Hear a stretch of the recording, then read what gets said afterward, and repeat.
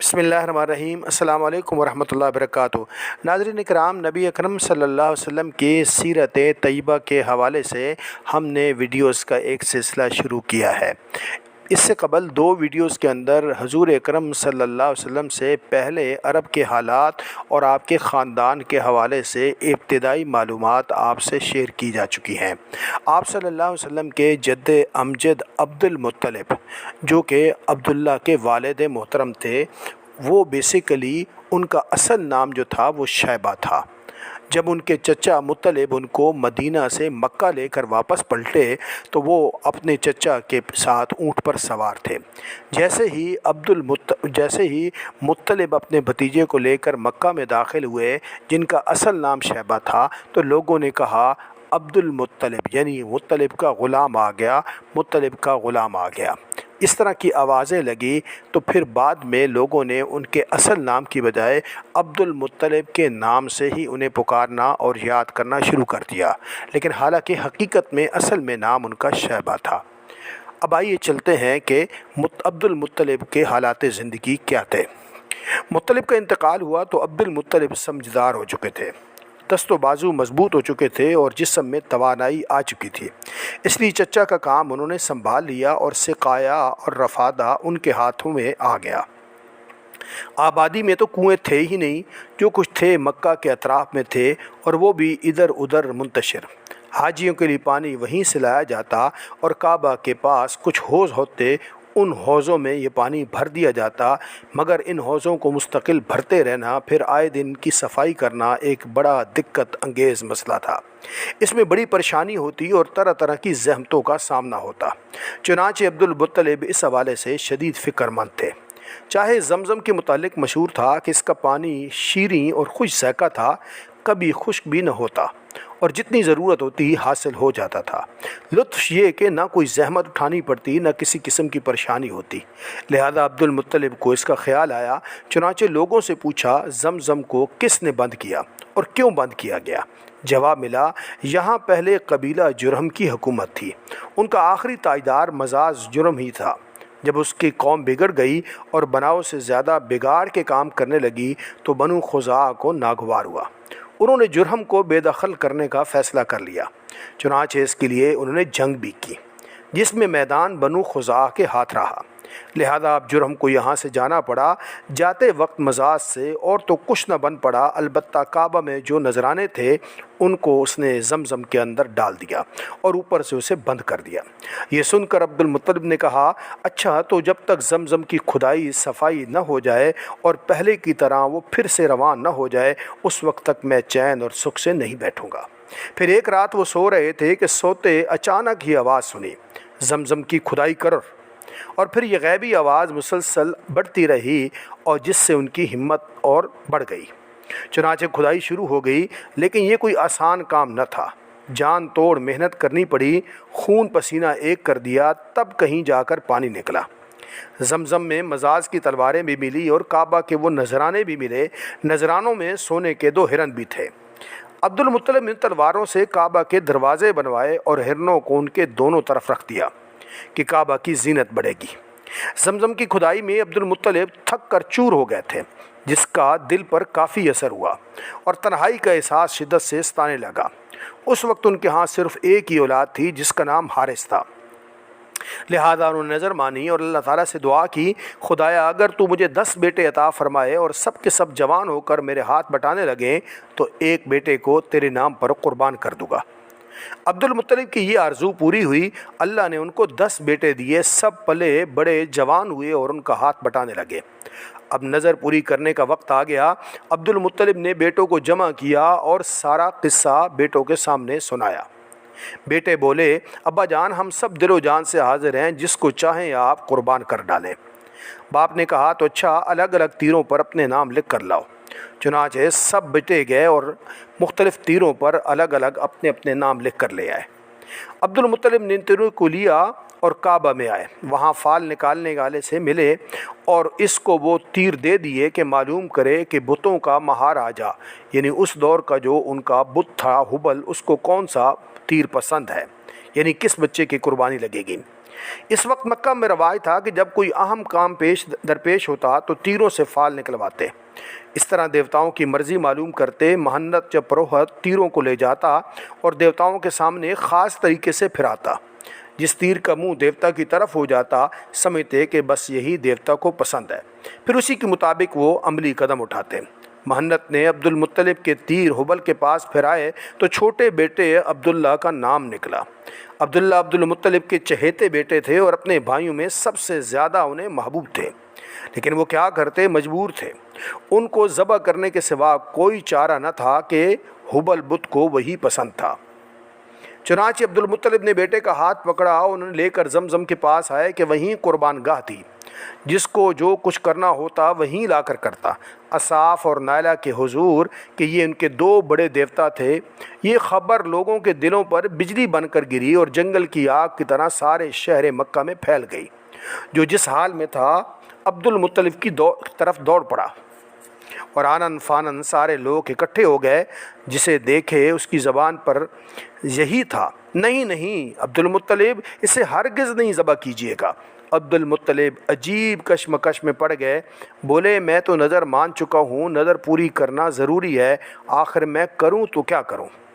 جواب ملا، اگر مال فدیہ بن سکے تو ہم راضی ہیں، اونٹ ذبح کرنے سے کام بن جائے تو اس کے لیے بھی ہم تیار ہیں۔ چنانچہ لوگ بہت دیر تک سوچتے رہے اور آپس میں مشورے کرتے رہے کہ کیا کریں۔ پھر طے ہوا کہ یثرب کے اطراف میں ایک نجومی عورت ہے جو گتھیاں سلجھانے میں ماہر ہے، چل کر اس سے پوچھا جائے۔ لوگ گئے، اس عورت سے ملے اور اس کو سارا ماجرا سنایا۔ سب کچھ سن لینے کے بعد اس نے پوچھا، کسی قیدی کو چھڑانا ہو یا کسی مجرم کی جان بچانی ہو تو کتنا فدیہ دیتے ہو؟ لوگوں نے کہا 10 اونٹ۔ عورت نے کہا 10 اونٹ عبداللہ کے نام کا قرعہ ڈالو، اگر اونٹوں کے نام کا قرعہ نکل آئے تو بہتر، ورنہ 20 اونٹ کر دو، اگر پھر بھی عبداللہ کا نام نکلے تو 10 اور بڑھا دو، اسی طرح 10 بڑھاتے رہو یہاں تک کہ تمہارا رب راضی ہو جائے۔ لوگوں نے ایسا ہی کیا، 10 اونٹ اور عبداللہ کے نام کا قرعہ ڈالا تو عبداللہ کے نام کا ہی قرعہ نکلا۔ 10 مزید بڑھا دیے، پھر عبداللہ کا نام نکلا، 10 مزید بڑھا دیے، پھر بھی عبداللہ کا نام نکلا، یہاں تک کہ بڑھاتے بڑھاتے 100 اونٹ تک پہنچ گئے۔ خدایا فدیہ کو قبول کر لے، خدایا عبداللہ کی جان بچا لے۔ جب بڑھتے بڑھتے 100 اونٹ ہو گئے تو قرعہ اونٹوں کے نام نکل آیا۔ اب کیا تھا کہ لوگ خوشی سے اچھل پڑے۔ عبد المطلب کو ہر طرف سے مبارکباد دی جانے لگی، مبارک ہو عبد المطلب، اللہ نے بیٹے کا فدیہ قبول کر لیا ہے۔ لیکن عبد المطلب ابھی مطمئن نہ ہوئے اور دوبارہ قرعہ ڈلوا دیا کہ کوئی شبہ نہ رہ جائے، خدا کی مرضی کیا ہے صاف صاف معلوم ہو جائے۔ اور پھر جب پوری طرح اطمینان ہو گیا تو اونٹ ذبح کیے گئے اور وہیں چھوڑ دیے گئے، جو چاہے ان سے فائدہ اٹھائے۔ یوں 100 اونٹوں کی قربانی دے کر اللہ کے نبی صلی اللہ علیہ وسلم کے والد حضرت عبداللہ کو قربانی سے بچا دیا گیا۔ عبداللہ کو خداداد حسن ملا تھا، اٹھتی ہوئی جوانی تھی جو حسن کو دوبالا کر رہی تھی۔ چہرہ کیا تھا، چاند کا ٹکڑا تھا، ہر دیکھنے والی آنکھ ان پر فدا تھی اور بہت ساری عورتیں ان سے شادی کی آرزومند تھی۔ نظر والا واقعہ ہوا تو گھر گھر اس کا چرچا ہو گیا، اس سے ان کی عظمت اور بڑھ گئی اور سب دل و جان سے انہیں چاہنے لگے۔ چنانچہ بہت سی عورتوں نے نکاح کی خواہش کی اور کوشش بھی، لیکن یہ شرف سب کو کیسے ملتا؟ وہ ایک ہی کی قسمت میں تھا، ان کے بیٹے کی ماں کون ہوگی، یہ بھی خدا کے یہاں طے تھا۔ ان کی شادی آمنہ سے ہوئی جو قریش کی سب سے معزز خاتون تھی اور بنی زہرہ کے سردار کی بیٹی۔ باپ نے بیٹے کی طرف سے نکاح کا پیغام دیا۔ آمنہ کے گھر والوں نے اسے باعث شرف سمجھا اور خوشی خوشی تیار ہو گئے۔ پھر چٹ پٹ شادی ہو گئی۔ دستور تھا کہ دولہا شادی کے بعد 3 دن سسرال میں رہتا۔ عبداللہ بھی 3 دن سسرال میں رہے، پھر گھر چلے آئے۔ ساتھ میں دلہن بھی آئی۔ اس وقت عبداللہ کی عمر تقریباً 17 سال تھی۔ شادی کو بھی کچھ دن ہی ہوئے تھے کہ تاجروں کا ایک کارواں شام جا رہا تھا، اس کے ساتھ عبداللہ بھی چلے گئے۔ پھر واپسی پر مدینے سے گزرے، یہاں ان کے باپ کا ننیحال تھا۔ تھکے تو تھے ہی، دم لینے کے لیے یہاں رک گئے۔ اتفاق سے بیمار پڑ گئے، ساتھیوں نے وہیں چھوڑ دیا اور مکہ کا رخ کر لیا۔ وہاں پہنچ کر باپ کو بیماری کی خبر دی۔ عبد المطلب نے بیماری کا حال سنا تو فوراً بڑے بیٹے حارث کو مدینہ دوڑایا کہ وہاں جا کر بھائی کی تیمارداری کریں۔ جب وہ اچھے ہو جائیں تو اپنے ساتھ انہیں مکہ لے آئیں۔ لیکن افسوس، حارث نے اپنے بھائی عبداللہ کو نہ دیکھا، وہ انہیں اپنے ساتھ مکہ نہ لائے کہ باپ کی آنکھیں ٹھنڈی ہوتی، دلہن کے دل کو قرار آتا اور قوم کی تسکین کا سامان ہوتا۔ کیا کرتے، قسمت میں ہی نہ تھا۔ کچھ دن پہلے ہی عبداللہ کا انتقال ہو چکا تھا اور جسم سپرد خاک ہو چکا تھا۔ باپ سے دور، دلہن سے دور، قوم سے دور، دور، بہت دور۔ حارث واپس آئے تو عبداللہ کی بجائے عبداللہ کی موت کی خبر لائے۔ کسے معلوم تھا کہ شام کا یہ سفر آخرت بننے والا ہے، اور جہاں عبداللہ کی جان بچانے کی تدبیر کا سراغ لگا تھا، وہیں اللہ کا فرشتہ پروانہ موت لے کر اترنے والا ہے۔ مدینہ جہاں سے لوگ کل عبداللہ کی نئی زندگی کا پیغام لے کر آئے تھے، آج وہیں سے عبداللہ کی وفات کی حسرتناک خبر آ رہی تھی۔ خبر بڑی دردناک تھی۔ نوجوان کی موت، وہ بھی عبداللہ جیسے نوجوان کی، جس نے سنا تڑپ اٹھا۔ عبداللہ نے نئی زندگی پائی تھی، ان کی جان بچنے پر سب کو غیر معمولی خوشی تھی۔ اچانک موت کی خبر سن کر لوگوں کو غیر معمولی رنج ہوا۔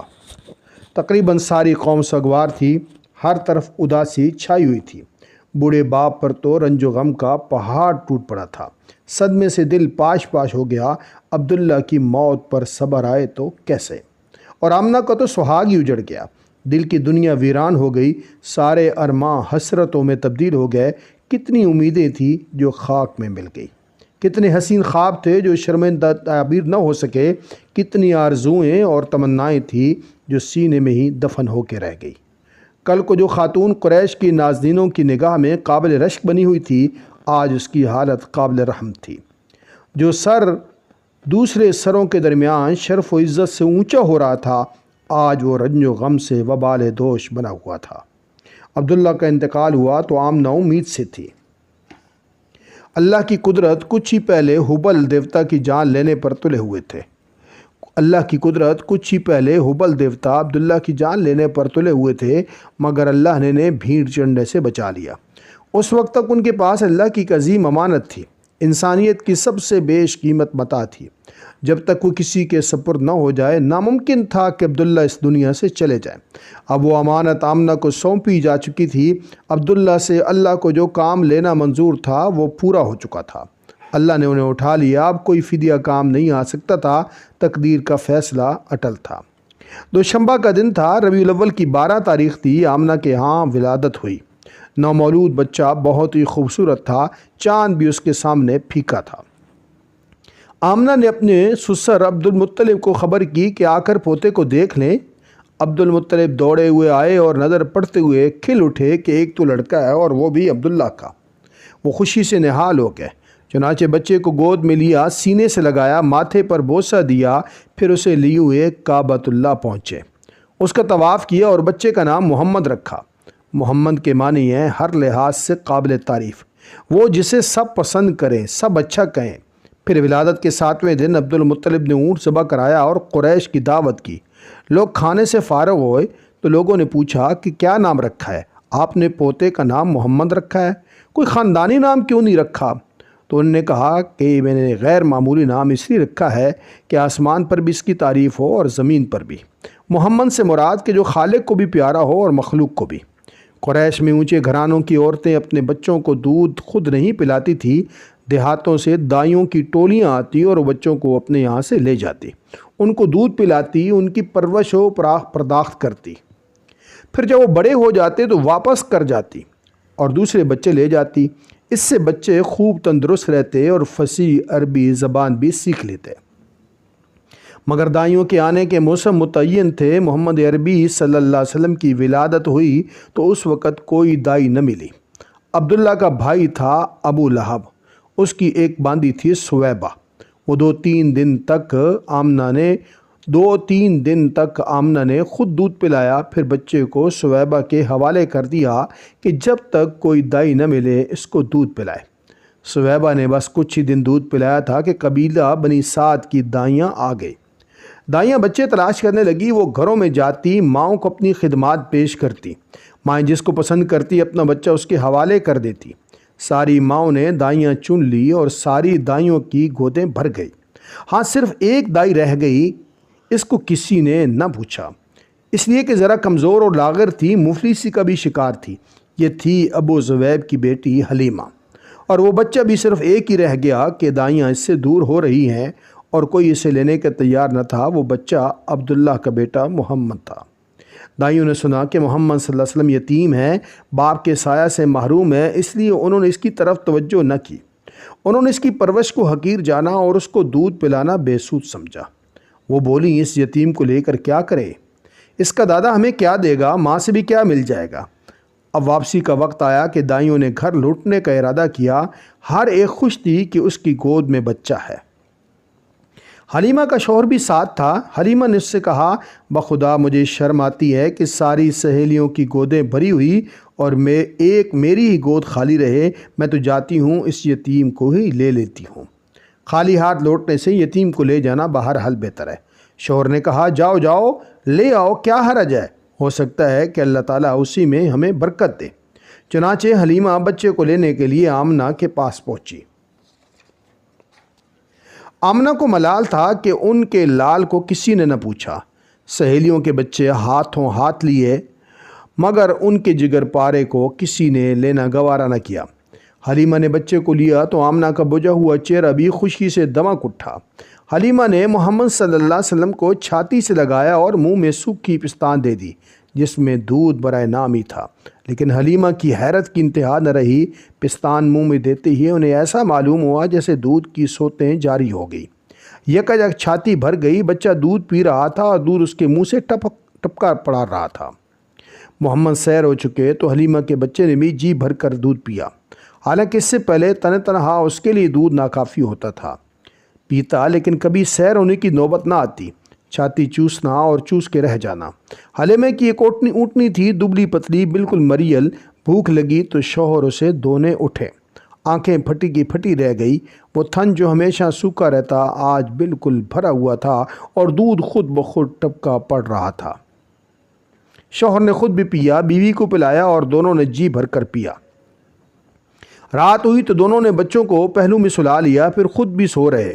نیند اتنے آرام اور چین کی تھی کہ بالکل ہی بے خبر ہو گئے۔ پھر صبح ہوئی تو شوہر بولا، حلیمہ کیا خیال ہے؟ بخدا بہت مبارک بچہ پا گئی تم۔ حلیمہ بولی، بخدا میرا بھی یہی خیال ہے۔ پھر دائیوں کا قافلہ گھروں کو لوٹا۔ حلیمہ کی سواری سب سے آگے تھی اور مستانہ وار بڑھ رہی تھی۔ سہیلیوں نے یہ دیکھا تو آواز دی، واہ رے واہ، ابو زبیب کی بیٹی، ذرا ٹھہرو نا، ہمیں بھی تو آ لینے دو۔ ارے یہ وہی سواری ہے جس میں تم آئی تھی؟ یہ تو راستے میں رک جاتی تھی، بار بار تم پیچھے رہ جاتی تھی۔ حلیمہ نے کہا، ہاں ہاں بخدا یہ وہی ہے۔ سہیلیاں بولی، بخدا یہ تو بہت بڑی عجیب بات ہے۔ اب حلیمہ کے یہاں برکتوں کی بارش ہونے لگی۔ ہر چیز کے اندر برکت ظاہر ہو رہی تھی۔ جانور موٹے ہو گئے، دودھ سے تھن پھول آئے، ہر طرف برکت ہی برکت تھی۔ رفتہ رفتہ 2 سال گزر گئے۔ آمنہ کا لال حلیمہ کا دودھ پیتا۔ حلیمہ کی ایک بیٹی تھی شیمہ، اس کی گودیوں میں ہمکتا صحرا کی کھلی فضا میں ہوتی اور دیہات کی سادہ زندگی۔ جسم تیزی سے بڑھا، ہاتھ پیر میں طاقت آ گئی اور بچہ خوب تندرست ہو گیا۔ شیرخارگی کے دن پورے ہو گئے۔ وقت آ گیا کہ بچہ ماں کی گود میں جائے اور اس کے گھر رونق بنے۔